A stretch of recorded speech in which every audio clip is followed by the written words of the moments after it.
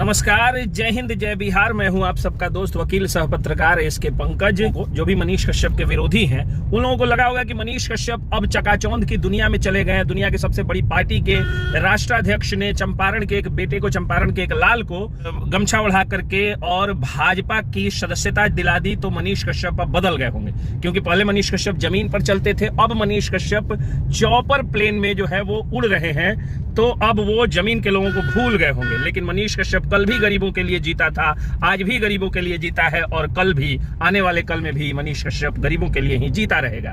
इसका जीता जागता उदाहरण यह है कि राजू भिखारी, जो कि दुनिया का पहला डिजिटल भिखारी जिसको मनीष कश्यप ने वायरल किया था, और उस वायरल होने के बाद में मनीष कश्यप के द्वारा जब उनकी खूबियों का वर्णन किया गया और मनीष कश्यप ने जब उनको गिफ्ट में कुछ चीजें दी जिससे वो डिजिटल भिखारी बन गए, उसके बाद में वहां पर उनसे सेल्फी लेने वालों की कतारें लग गई थी। महिलाएं, बच्चियां, बच्चे, लड़के, मजदूर, गरीब, अमीर, सभी लोग जब बेतिया रेलवे स्टेशन पर जाते थे तो बेतिया रेलवे स्टेशन पर सबसे ज्यादा फेमस अगर कोई चीज था तो वो राजू भिखारी था। राजू भिखारी के दिखते ही लोग फोटो लेने लगते थे, सेल्फियां लेने लगते थे। जैसे ही मनीष कश्यप उनके मरने की खबरें सुने, मनीष कश्यप का दूसरे राज्य में दौरा था जहां उनको हेलीकॉप्टर से, ये जो चॉपर प्लेन होता है, चार्टर्ड प्लेन जो भी उसको कहा जाता हो, उससे उनका दौरा था।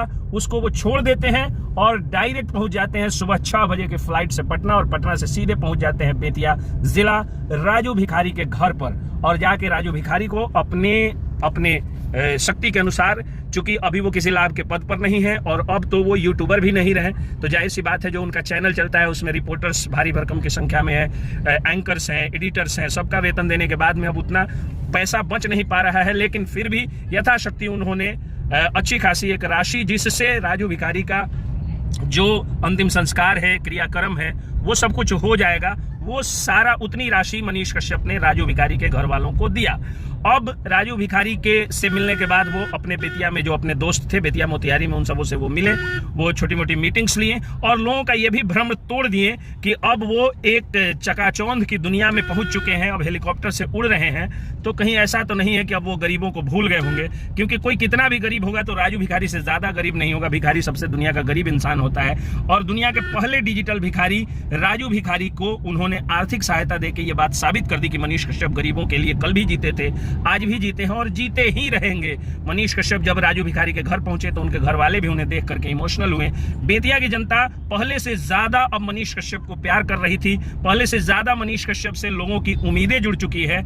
ऐसा मनीष कश्यप का चंपारण दौरा रहा, और उसके बाद आज मनीष कश्यप लगभग 3 या 4 बजे पटना में डिजिटल पत्रकारों से एक मीटिंग करेंगे, जिसमें वो तय करेंगे कि भारतीय जनता पार्टी और पीएम नरेंद्र मोदी के अच्छे कार्यों को, बुरे कार्य अगर होते तो वो नहीं भी कहते, लेकिन अच्छे कार्यों को जन जन तक कैसे डिजिटल मीडिया के माध्यम से पहुंचाया जाए। चूंकि आप लोग सब लोग जानते हैं कि डिजिटल मीडिया के सबसे बड़े पत्रकार रह चुके हैं मनीष कश्यप, अब वो भारतीय जनता पार्टी के नेता बन चुके हैं। जय हिंद, जय बिहार।